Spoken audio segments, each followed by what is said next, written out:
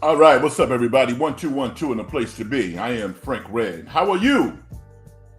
Once again, we're coming to you live and direct after a Golden State Warriors basketball game tonight. We come to you after a victory and very competitive game on the road in the Windy City. The Warriors take down the Chicago Bulls 140 to 131 in a very competitive game, entertaining, and it was good. I mean, I actually haven't had this much fun watching basketball in a long time, and I'll tell you why. First and foremost, this was the best Warrior performance of the year, and I don't think anybody necessarily saw this coming based on the last two efforts that they put on tape. Blowout wins by the Pelicans and the Toronto Raptors. But give them credit. It took a lot of heat this week, rightfully so. The trade machine was blowing smoke with all the different players coming in and out of the Bay Area potentially. And maybe the players and the coaches collectively got together and said to themselves, you know what? We can still do this. And I was happy to see that because during the week, I mean, I put out tweets. I made public statements. I said, yo, Andrew Wiggins needs to go. And I meant what I said. And I'm not going to necessarily do a 180 after one performance. But he was excellent tonight. And no, he didn't look like 02 Andrew Wiggins, in which he was a prominent figure in helping the Warriors secure the fourth championship in the Draymond Green, Stephen Curry, and Klay Thompson reign. But he looked pretty darn good. Jonathan Kuminga looked even better. And, you know, I thought to myself, and I think for those of you out there who follow this stuff pretty closely, Andrew Wiggins was playing so bad that if you wanted to trade him, and there are some teams that would take him for numerous reasons. First and foremost, his contract is not bad. If you can visualize him ultimately playing well, his contract is not bad. He's not even 30 years old. But the problem is, if you're going to get somebody to take Andrew Wiggins and give you something back in return, you're probably going to have to trade Jonathan Kuminga. And I've been a big Kuminga supporter for a long period of time. I said if the Warriors felt that they needed to move Wiggins to kind of change the morale and right the season, I could see them stomaching trading Jonathan Kuminga. I don't want to trade that guy. I mean, I talked about Jonathan Kuminga being a top 50 player over a month ago. And he could even be better than that. I mean, there's not many teams in the league who have a player who has the requisite skills that he has. Now, does he have a complete game? Does he do it every night? He doesn't. But he's 21 years old. He's 21. Players like Michael Jordan and Grant Hill, they were 21 when they came into the league. Kuminga's already been in the league for 3 years. So give the Warriors credit. They played an excellent game. They had 5 turnovers. 5. Stephen Curry, future Hall of Famer, one of the top 20 players in the history of the NBA. He even played differently. You know, he didn't shoot well. He shot 8 for 24 until the fourth quarter. And he closed the game. I remember, I wrote a statement when I was doing my prep work, and this is what I said.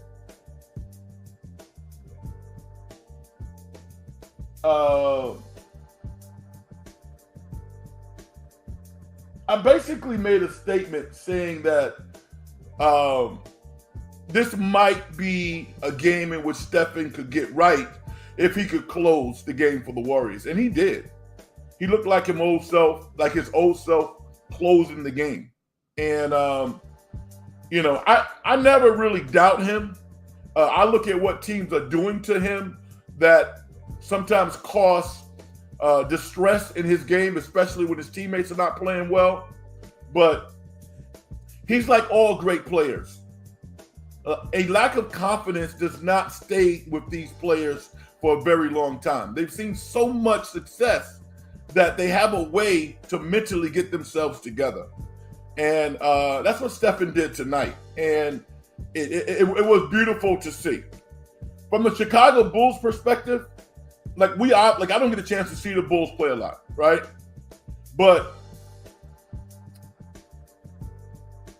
watching the Bulls play, looking at what Billy Donovan and his staff has done with this Bulls team is amazing, because they were going step for step with the Golden State Warriors. And as opposed to saying, woe is me, we don't have the talent, Billy Donovan and his staff started to develop players. And they got a pretty tough unit now. I think for Warrior fans who don't get a chance to see the Bulls play a lot, they're good. They're good. They play team ball. They play solid defense. And I can see them being one of the top 6 teams in the Eastern Conference at the end of the day. Definitely going to be in the playoffs, but I'm just so impressed with what they have been able to do with that group of players. Nobody saw Kobe White coming. This dude was averaging over 20 points. He averaged 9 last year. Even Zach LaVine. Zach LaVine, if I'm the Los Angeles Lakers, I'm looking at him saying, you know what? I got to have that guy. Because he's the fuel that the Lakers don't have. When LeBron gets tired, when AD is kind of playing station to station, they don't have a wing who can really go get one. Zach LaVine is that guy. And it'll be interesting because I think the Bulls would still trade him if they could get something cheaper and younger on the back end. The Lakers really need him. I don't know if they could pull that one off, but he looks healthy. Got a big contract, a $200 million contract. So it's going to be interesting as we get closer to the trade deadline. And when I look at the Warriors are one of the best organizations, not only in the NBA, but of all of sport in terms of how they are put together from top to bottom. And maybe Andrew Wiggins is saying, yo, give me another chance. Because I think I think they got kind of one leg out the door, 1 foot out the door. And tonight he came out and he showed what the possibilities could be. He played exceptional basketball. Offensively, he wasn't settling for jump shots. He was driving to the basket. I even saw Looney. Everybody played with more energy. I don't understand. Somebody help me understand how effort can ever be in question. I don't get it. I don't. Brandon Podzinski, I thought was kind of the extract in the cake tonight. I like him when he's not looking for his offense. When he's just kind of free flowing, setting other players up, taking charges, taking opportunity jump shots, driving to the basket. I think he is a contributor to success. But when he is in a situation when he has to take a lot of shots or create a lot of offense, it's tough. Tonight was more reminiscent of how we've seen him play this year when he's had success. And I want to big him up because he had a -31 his last game. Trayce Jackson-Davis played great basketball. Not only did he not drop a lot of passes tonight, but I thought that he played very physically against Andrew Drummond. And that was something that I was concerned about. Andrew Drummond is he's a big dude. And No, he's not a starter, a consistent starter, but he's big and strong, and he's kind of having like a second act right now. And I thought Trayce Jackson-Davis played him pretty tough, boxed him out. I was like, whoa, that's a box out. I haven't seen a box out in a long period of time, but he did a really good job and caught the ball, made a lot of layups. And I think when a big man catches the ball and lays it up or dunks, it gives the team so much confidence, so much energy, because those lobs are like the pick and rolls. Those are two plays that you cannot defend in basketball. It's only two. You really can't defend the pick and roll if it's run correctly, and you can't defend the lob. Can't, because the play is already in the air. And Trayce Jackson-Davis, I mean, if you look at him and grade him just based on where he was drafted, I mean, dude has had a phenomenal year already. I didn't, and I won't. I look at him as a top 20 pick. That's where he was from my perspective. After watching him for 4 years at Indiana, looking at his skill set, I said to myself, there's not 20 players in last year's draft who's better than that guy. No way in hell. So the Warriors got over, But once you establish your talent level, there's an expectation that people expect you to play at that level all the time. It's not too much to ask. So it's happy to see Trayce Jackson bounce back and have a really, really good game. Klay Thompson scored 30 points tonight. Over the past 17 games, Klay shot 40% from three, around 40 from two. But he's making shots. I think Klay's biggest downfall has been his defense. Not his offense. It's been his defense. And once again, looking like all of his teammates tonight, he played good defense. He hustled. One of the things two things I thought was interesting also. And for those of you who watched the game, you might have noticed this, or you'll go back and watch the tape. From a coaching perspective, I thought the Warriors were much more prepared tonight. They played multiple defenses. They changed their defenses within possessions, going from man-to-man to zone. I think that kind of bottled Chicago up a little bit at times. And here's the other thing that I've been talking about for a month. When you are not the biggest team, when you are not the quickest team, you got to play a rotational defense.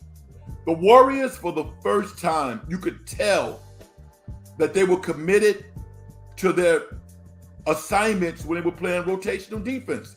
They slid into position with their hands up, not running towards players with their hand down. And as a result, I think Chicago didn't shoot as well. I love what I saw, because I kept wondering to myself, who is responsible for defense for the Warriors? Who? And tonight, it looked like somebody was responsible for it, because I thought that their rotation defense was phenomenal. It really was. I want to see it again. Several teams have gone into Milwaukee and whacked them. And the prospects for success for the Warriors are not great now. When you look at what's in front of them tomorrow night, they take on a rested Milwaukee Bucks team. But you know what? If the Warriors are shooting the basketball well and they're hustling, they can play with anybody. They really can. So I think they're almost playing with house money right now, because realistically, I think that they probably felt if we could get one of two, either winning Chicago or winning Milwaukee, we feel pretty good about ourselves. Once you win the first one, go get the second one. Because Milwaukee doesn't play any defense. That's their problem. And as great a player as Dame Lillard is, and he's an all-star, He's had some games which he hasn't shot well. Kind of reminiscent of Stephen Curry in some respects. Stephen has been more consistent, I believe. But Dame's had some bad shooting games. You never know what might happen tomorrow. We don't know when Draymond's going to play. We would assume he's not going to play. But we really don't know. We don't know. So I'm excited to see that game tomorrow night because I want to see how the Warriors respond from tonight's victory over the Chicago Bulls, 140-131. And it's not necessarily about wins and losses. I mean, you always want to win, but I don't necessarily think that it's about that. It's about competing. I think everybody would be disappointed regardless of the 3.5-hour bus trip that they're going to take from Chicago to Milwaukee, maybe get in late tonight. Life of a professional athlete. I think Warrior fans want to see them compete. That's all I want to see. And we're going to do a post-game show tomorrow because I believe, is that Peacock NFL game tomorrow?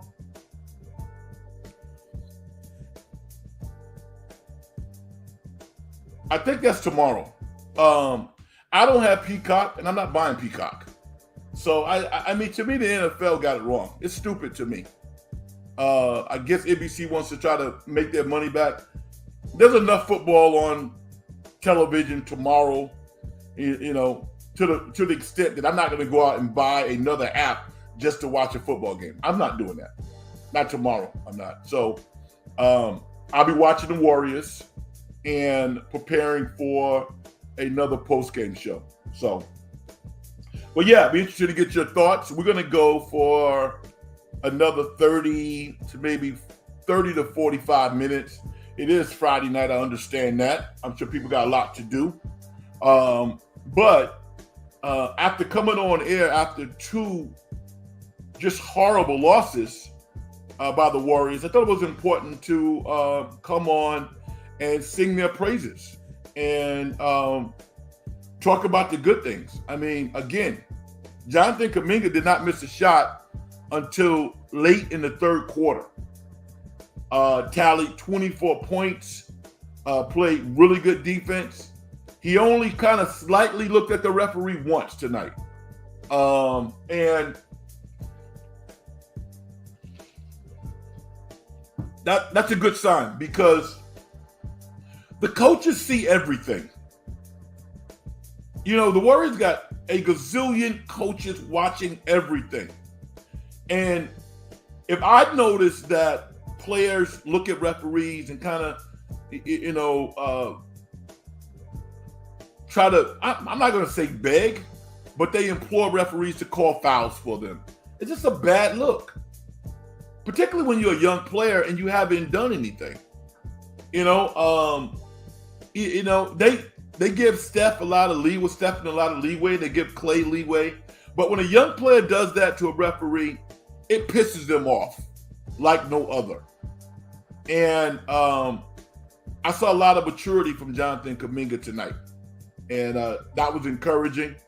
And his offensive game, he said a long time ago, I'm a go-to scorer. And I looked at him, I'm sure a lot of people did, but we haven't seen you do that. But he is starting to develop a pretty neat little package. He really is. So I like what I saw from Kuminga tonight. Milwaukee kind of plays a free-flowing game. So it's the type of game that he can get off because they're not going to play really good close defense on him tomorrow night. My name is Frank Reb, everybody. This is the In the Dungeon show. And we're kind of focusing on the Golden State Warriors victory tonight, 140-131 over the Chicago Bulls. But if you have something else out there that you want to talk about, feel free to do so. We'll be with you probably, like I said, for the next 30 minutes or so. Great performances abound. Klay Thompson, 30 points. Stephen Curry finished up with 27, 9 assists. Shot 6 for 15 from three-point range, which is encouraging because he was making those shots in the fourth quarter. Andrew Wiggins had 17 big boy points. I mean, played a terrific first half. Even beyond the 17 points was the energy that he played with. I want to give him his props because we haven't seen that in a while. Trey Jackson-Davis, I thought, was really, really strong tonight, which is important going back to the Midwest, his neck of the woods. I'm sure a lot of his family and friends from the University of Indiana watched him tonight with pride because he played excellent basketball. And the Warriors collectively as a team, I thought, really showed what they could be. At 7-19, the Bulls had gone on a 10-point run. The Warriors were up 16 points. And Chicago scored 10 straight. And at 7-19, the score was 116-110. And the Warriors called timeout. And I'm sure a lot of people were like, holy shit, here we go again. And it didn't happen. The Warriors rallied. They did what they needed to do. And they grinded out maybe the most important game of the season, a win for them. My man Abdulio says, what's up, Frank? Warriors played inspired today. Yes. Game against the Bucks is a test for Kuminga. Yes, I agree. He has yet to rise to the occasion in his young career when playing against Giannis. Well, Giannis, come on. Giannis is physically, Giannis is like Roy Tarpley 2.0. I mean, Giannis is one of the greatest NBA players in the history of the league. I remember when Giannis was a rookie, he came in the league, he was 6'9". I think they say he was 6'9", 190 pounds. I remember him looking like Speed Racer going up and down the court. And every now and then he catch a body. After 2 years in the league, Giannis had grown from 6'9" to 7 feet. And he lived supposedly in the weight room. Giannis right now is probably, what is he? 7 foot, 265? A monster. I want Kuminga just to play his game. I don't want him to be enamored with trying to stop Giannis. That's not going to happen. But I want to see him play like he played tonight. Abdulio, I'm sure you appreciated the calm in Jonathan's game. That was the most impressive thing to me when he got the ball on the post. You know how sometimes the young guys, they get the ball on the post, or young girls or whomever, and they can't wait to make the next move without even assessing the defense. Jonathan now catches the ball and does his own personal diagnostic of the opposition's defense. Takes his time and kind of flows to the middle, or he'll square his shoulders and take a power dribble. He got a nice little post game. And, you know, his three-point shot was going, free throw shooting. He was very, very impressive.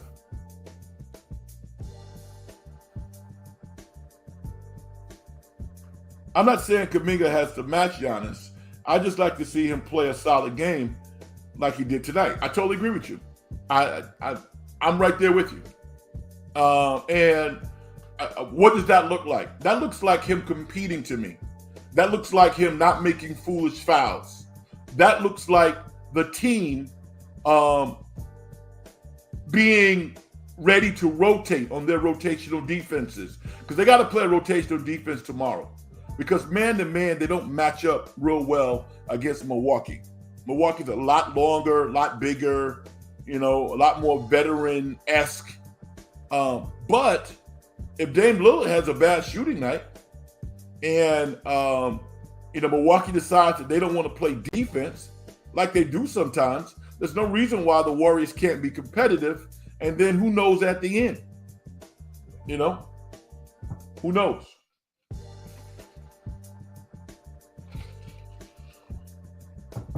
I don't feel sorry for Milwaukee's coach,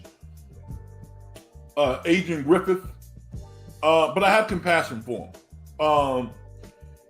Usually, you don't get to coach a championship contender when you have zero experience as a head coach.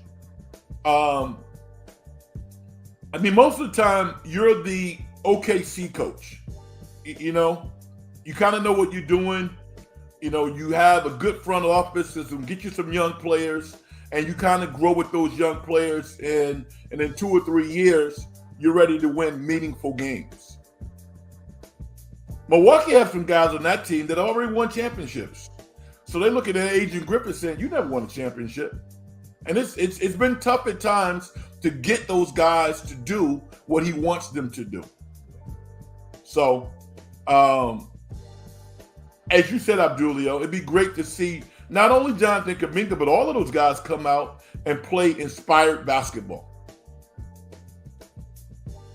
The Warriors had a franchise low 5 turnovers tonight, as well without CP3. Got to build on that.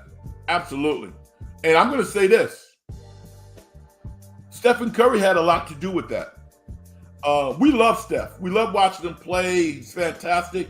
But this has not been Stephen Curry's best 2-3 weeks of basketball since becoming a Hall of Fame caliber player. Forget about the shooting. Forget about that for a second.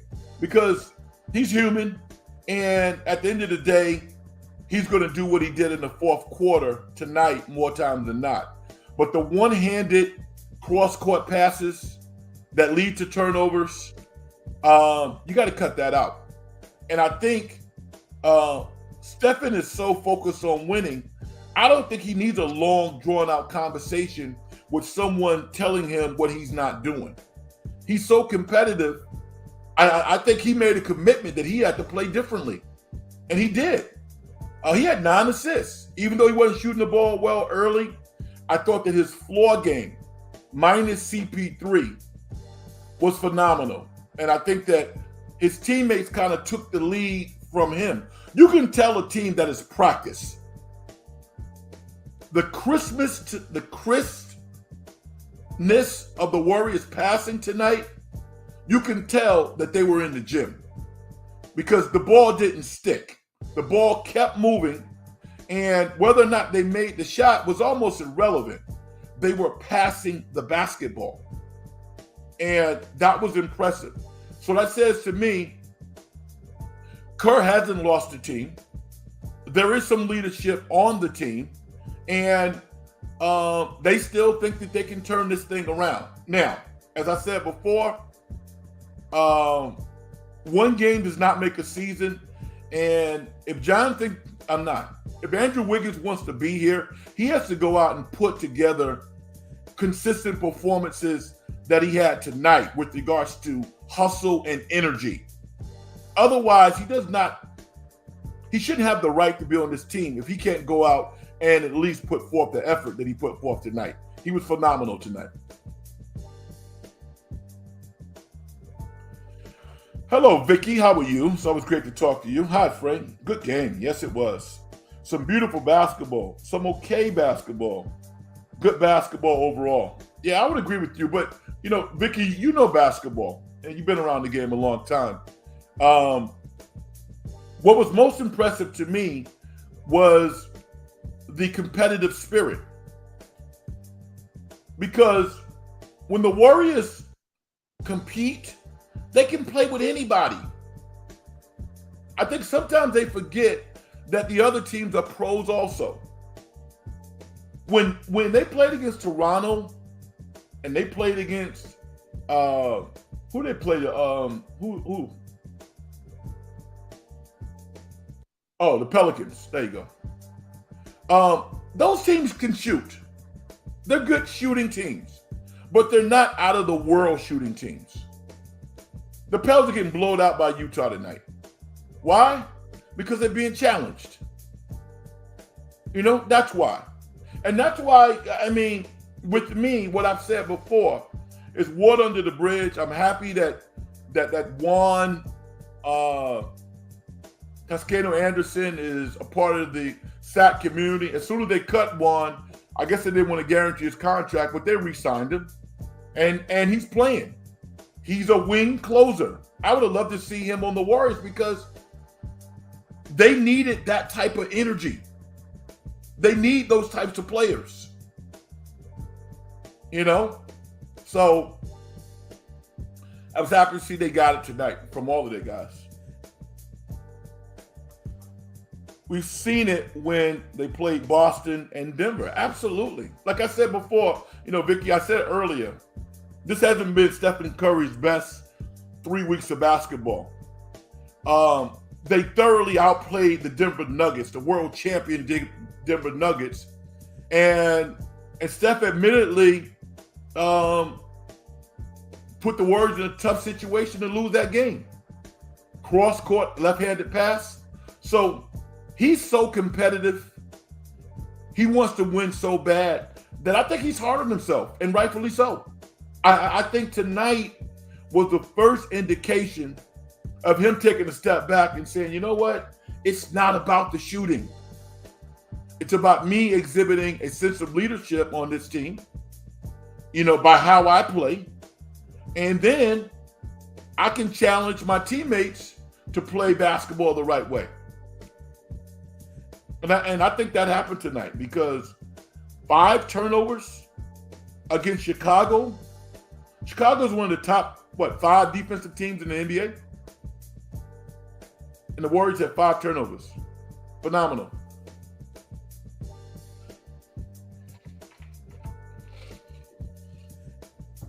(140-131), the Warriors were victorious over the Chicago Bulls and now have a record of 18-20. The sky's not falling.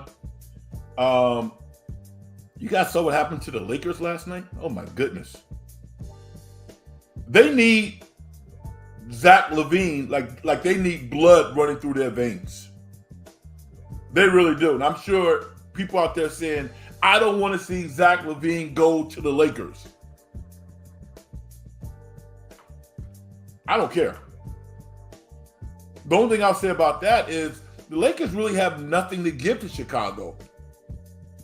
So, Chicago might wind up holding on to Zach LaVine because raise your hand if you were surprised how good the Bulls are. You probably don't get a chance. I guess if you have the NBA package, I don't have it. But I don't get a chance to see them play that much. And I also, this is the first time we're obviously watching the Bulls play with Zach LaVine being out for so long. It's almost like they have new players now because when he wasn't there, they still had to play games. They had to develop players, the Kobe Whites of the world. DeMar DeRozan is playing a little differently now. Last couple of years, he's played more like a 3.5, 4, small 4. He looks like a nice wing right now. He might be the piece that the Lakers target because he would help the Lakers be a lot better. As a matter of fact, now that I look at the Lakers schematically, DeMar DeRozan might be more valued than Zach LaVine because they got wings that can score, but they don't have a Robin for LeBron. They don't. They don't have a guy who can take the game over and finish. And DeMar DeRozan can still put the ball in the basket. He can. Abdulio said, wasn't particularly impressed with Patrick Williams tonight. Yeah, DeMar DeRozan and LaVine stood out. Yeah, Patrick Williams is he's a head scratcher because the one thing that you didn't say, Abdulio, was he didn't play hard. He plays hard all the time. And this dude is country strong. You see him? 6'7", 6'8", with long Kawhi Leonard arms. And he's bigger than Kawhi, I think. Probably a top 10, top 12 two-way player at his position. But his offensive game is a little rough. He's a streak shooter, when he's making shots, and he made a couple of shots tonight, he's fine, but he just doesn't have the appetite to score that you look for someone playing the three position. Which is why a lot of times Billy Donovan takes him out of the game because, they're probably looking at his plus minus ratio saying, again, if you're going to be on the floor, you got to score more. I don't know. Patrick Williams is a guy who's going to play in the NBA for 10 years. And if the light bulb comes on where he could learn how to be a decent offensive player, look out. Because he can stop you. He can cause problems for you on the defensive end. But he can't necessarily continue to go at you on the offensive end. So, Abdulio, I would agree with you. I was looking for a battle tonight, and it just never really materialized. Andrew Wiggins and Kuminga both looked a lot more dynamic on the offensive end than Patrick Williams. But I like Patrick Williams. I do like him. I like him. Just not a great offensive player. Again, I want to hamper and speak loudly about Kerr, because you can look at the players and look how bad they were playing and get away from what the coaches are doing. I thought the Warriors coaches did a phenomenal job tonight. They cannot run for players, make them hustle. They can inspire them. They can look at the film. They can do all that stuff. But schematically, the Warriors did things tonight, offensively and defensively, that they have not done on a consistent basis throughout the season. First and foremost, changing their defenses. Going from man to zone late in the shot clock. We're going to see that again tomorrow because it worked.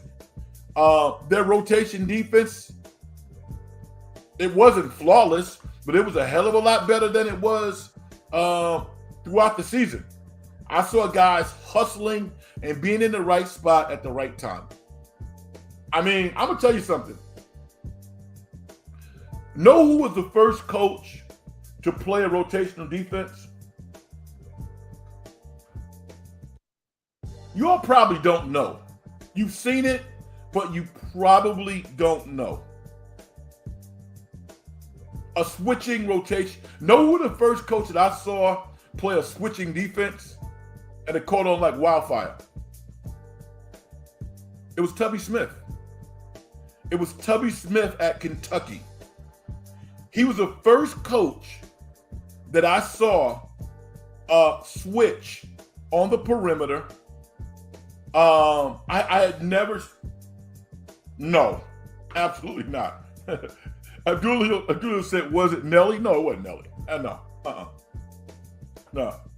Nelly, listen, if Nelly could beat you 145 to 143, he's in heaven. I think it was Tubby Smith.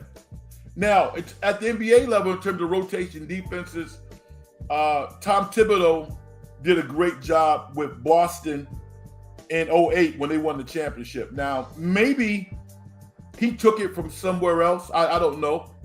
Maybe he got it from Van Gundy. I don't know. But Boston was the best that I've seen play a rotational defense. And think about what Boston had at that point. They had Paul Pierce, who was never looked upon as a great defender. Ray Allen was never looked upon as a great defender. Rajon Rondo was like a first, second, third year player. He was a young guy. KG was obviously a stalwart on defense. And they had Big Perk, who was, again, tough, but he was a young guy.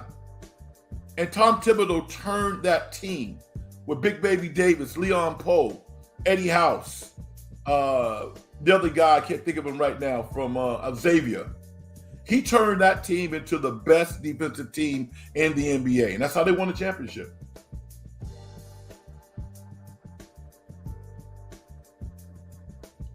Vicky said I was going to say Cotton Fitzsimmons of the, I assume the Phoenix Suns at that point, Vicky.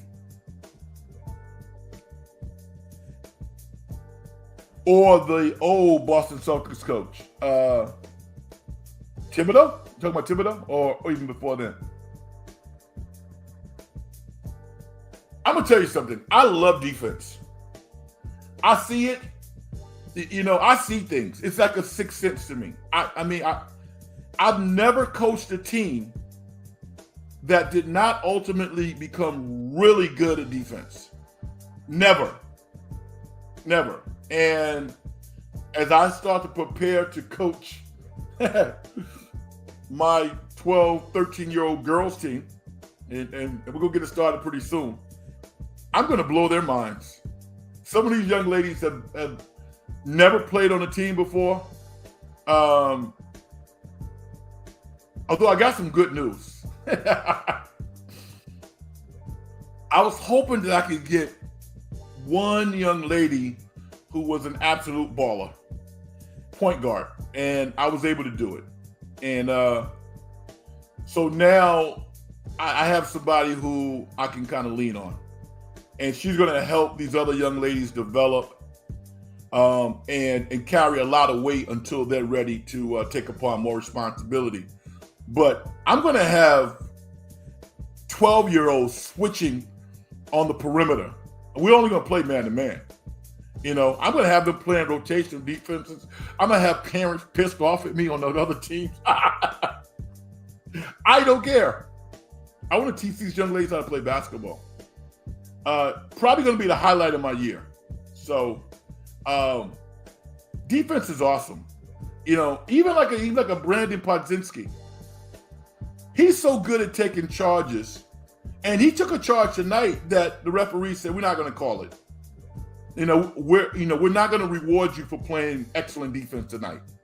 But he took a nice charge late. He was right there, and the referees just decided not to call it. And that's just gamesmanship sometimes. That's just how it is. Vicky says, without defense, you would not win a game. You're absolutely right. You're right. Because, offense is hard. Offense is really, really hard. When you become a good offensive player, you can write your own ticket.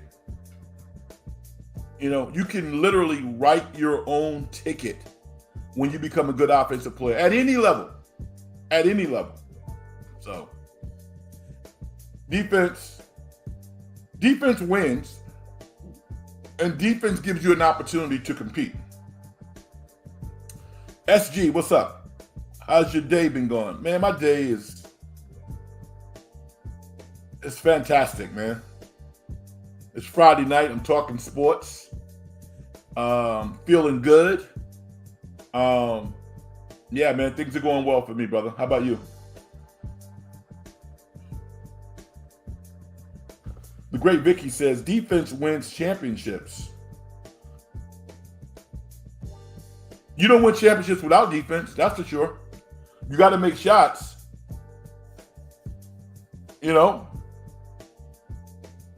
I can think of 3 words. Block by James. Block by James. Think about that play. A lot of people bag on LeBron. He's not this, he's not that, he's not the... Listen, can you think of a better play in a championship game than that chase down for Iguodala, Andrew Iguodala? The best play that we've ever seen in the championship was clearly Jordan's takedown of Byron Russell.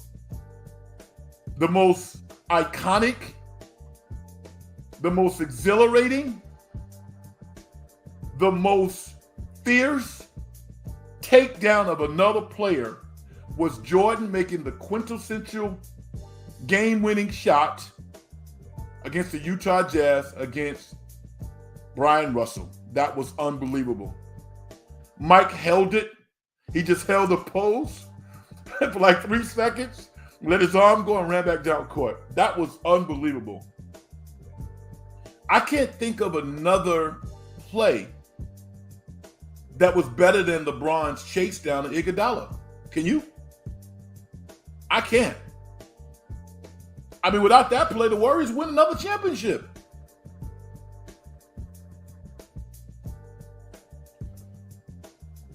Abdulio says, defense, the offense, forcing turnovers and getting easy buckets in transition is a staple of what makes great basketball teams. I totally agree. You love it when your teammate sells out like that, right? You love it when your teammate is giving everything that they have, to stop the opposition, to get that rebound. You can play at any level. You can play at any level if you play defense.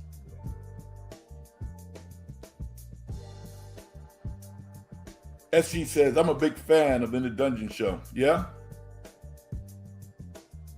Well, I appreciate you. Hit the like button, brother. Hit the like button tonight.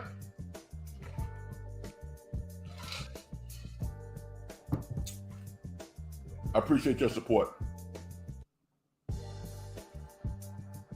This was a very entertaining, well-played game by the Golden State Warriors against the Chicago Bulls. They played well. They definitely did. But they played inspired. I think fans have a right to expect their team to play hard. That's why, Klay Thompson's comments were a little flippant. I actually heard some people kind of like, agreeing with him. I was like, that's why I don't really, I don't worship pro athletes. I don't. I admire them. I respect them. But I'm not like, one of those guys. I mean, I respect what they do, but they probably couldn't do what I do as well as I do it.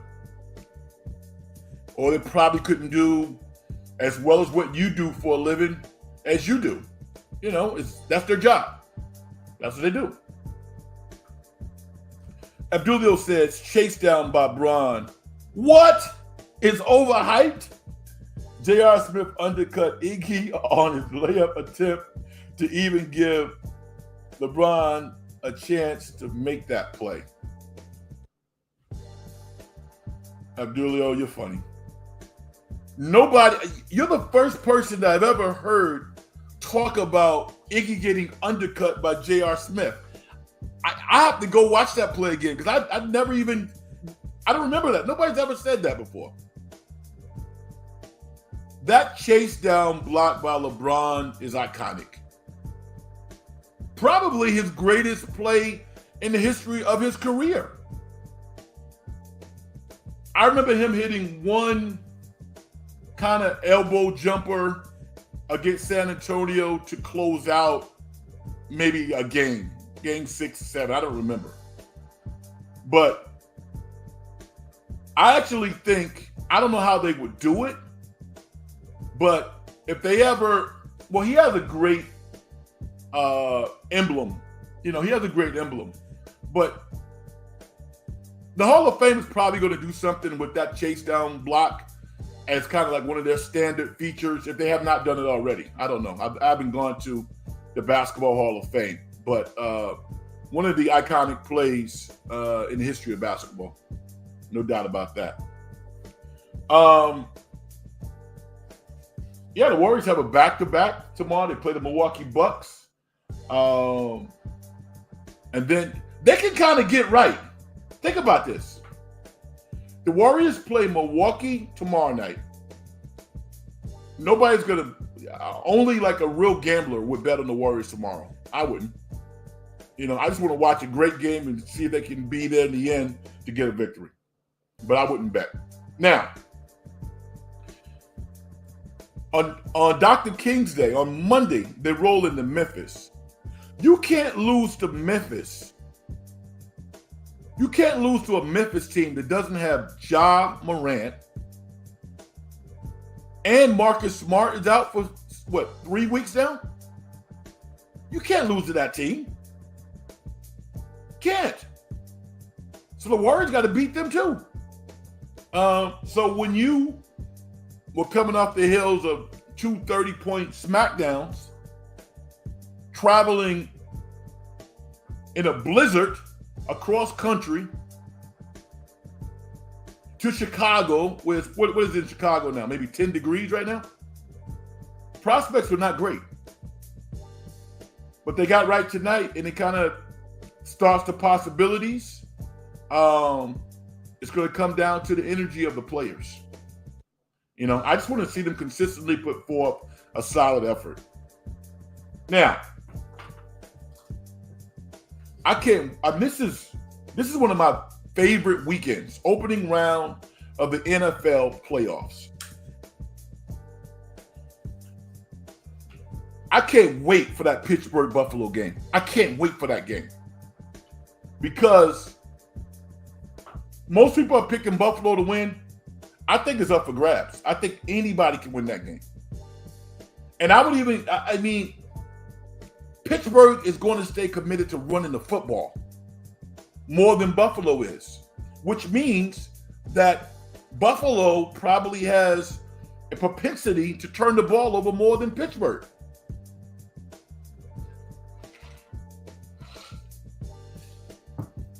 I think Tom's going to show up tomorrow, man. Vicky says, Clay is coming to the end of his career. He can do it gracefully or bitterly. It's up to him. I think his attitude will have a bearing on the rest of the season. I agree. I mean, you know, totally agree with you. We agree a lot. But, I mean, and I think Kurt talked to him about it. It's like, yo, dude, listen, you're a Hall of Famer. This is not how Hall of Famers act. You know? Jordan, know what Jordan did? I'm not comparing Clay to Jordan. But Jordan, when someone asked Jordan about losing sleep, he would have grabbed his chin, looked at the person, and just kind of laughed. That's what Mike would have. You know how Mike used to go like this? He would have looked at the person, so you can see that big rope earring he would have on to the side, and he would have laughed and probably took his finger and pointed to the next person. He wouldn't even give him the time of day. Vicky says, I want Buffalo to win. I don't like Pittsburgh. Why not? I think you mentioned it before. I asked you before, but why not? Tell me again. Andrew the GOAT. Do you still think the Warriors are going to make a trade? It's possible. I mean, yo, listen. This is first date.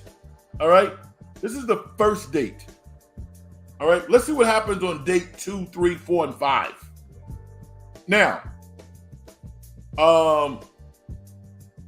am I really excited about trading Jonathan Kuminga? Hell no. No.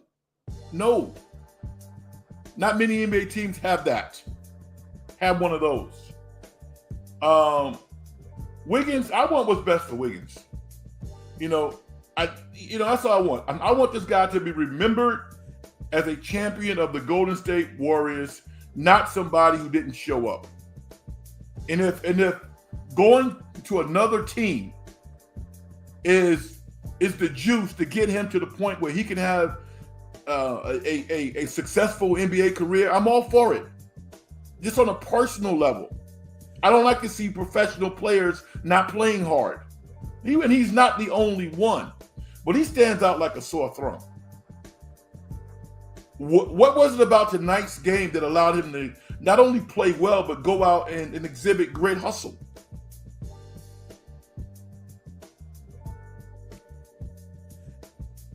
Pittsburgh.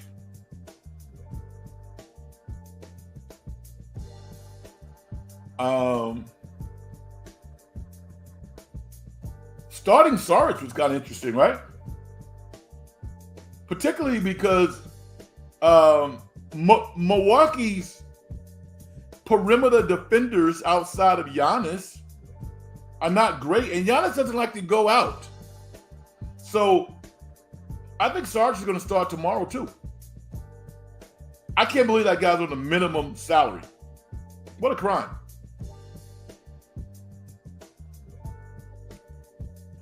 Pittsburgh has 6 rings, the 49ers have 5. Don't like that. I love your loyalty, by the way.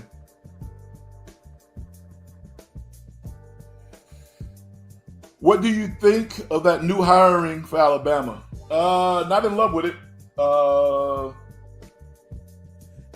Not in love with it. Kalen DeBoer. I think they were scrambling. I mean, he did a good job at Washington, but I think they wanted Lanning. But the reason why they couldn't get Lanning is because he got a $20 million buyout. That's problematic. If you got to pay Oregon $20 million and then you got to pay Lanning at least $10 million, you're starting at a $30 million deficit. And I think they felt, I honestly believe that Lane Kiffin, as absurd as it sounds, would feel for his safety. You know, based on his track record of leaving schools, I don't think he felt he could do it. And with regards to Sarkisian at Texas, Texas has more money than Alabama. That dude is in the best coaching situation anybody could ever be in at Texas, as far as I'm concerned. And Austin, you ever been to Austin? Beautiful. Beautiful. A lot of colleges, smart people. So what's exciting about DeBoer? What's exciting about him? I think other SEC teams right now are licking their chops. They're licking their freaking chops right now. Abdulio says, big games tomorrow. Only team I'm rooting for this weekend is the Texans. DeMeco Ryans and CJ Stroud could be at the beginning of something special. Oh, yeah. Oh, yeah. DeMeco was a hell of a player, man. Very Mike Singletary-esque. He was a great player. Great player at Alabama. He was awesome. And CJ Stroud, yo, man, he's proven a lot of people wrong. I'm a Bryce Young guy. I still have tremendous confidence that Bryce Young is going to have a hell of a career. So people always want to pit CJ versus Bryce. I'm like, no. One person's success has nothing to do with someone else's. Don't call Bryce Young a failure, because he's not a failure. He's going to have a very good career. Every time I saw CJ play this year, and I'm happy for him, it looked like he was standing behind the Great Wall of China. Phenomenal offensive line. So I would give the Texans organization and the coaches a lot of credit for insulating him so he could prosper and be successful. And big him up for expressing his talent. But people want to throw mud in the face of Bryce Young. To me, he did one of the most courageous things I've ever seen from a rookie this year. He didn't complain one time. Did not complain at all. Took a beating, played behind the worst offensive line in the NFL, and still went out there, took every snap, played in maybe 14 games this year? 14, 15 games? Andrew the GOAT. I mean, Alabama did get a lot of speeches for their offensive, a lot of what? For their offensive for next season. So clean that up, help me. I'm not quite sure what you meant by that. Vicky says, Alabama could have waited a little longer before hiring someone. I agree with you, but I think that portal was hot, Vicky. I think they felt that they were going to be losing a lot of players, either to the NFL or to other colleges. So I think they panicked a little bit, but I think that they felt they needed a coach in place. I don't know if that was the right move, though. I'm with you on that one. Are you kind of surprised that Mayo is the new Patriots head coach? No, I'm not. I